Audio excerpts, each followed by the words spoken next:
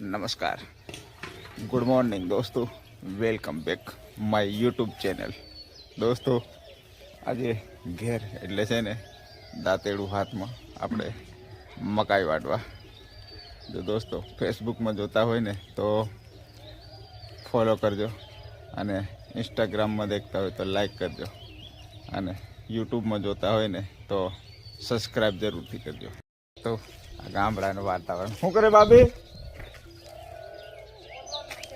પોદળો અમારા બાબી છે, બાબી પોદળો રાખે.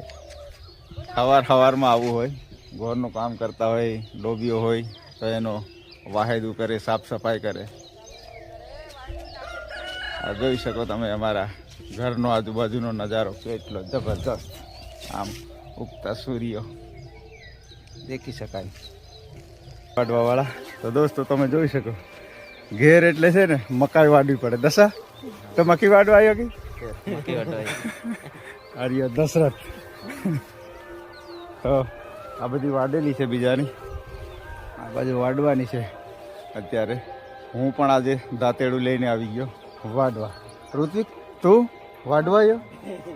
ઋત્વિક વાડવા આવી ગયો કે હજુ એક રાડું તો વાડ્યું નથી ને વાડવા આવ્યો કે.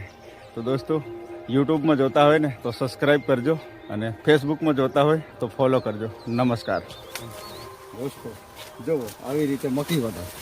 તમે કદાચ વાટતા નહીં જોયું હોય ને તો જુઓ એમ મારવું પડે, આવી રીતે કામ કરે. એસીની હવા અને પંખા એની કામ લાગે, કામ કરવું પડે બરાબર. એટલે દાંતેડ આવી રીતે ચલાડવા પડે.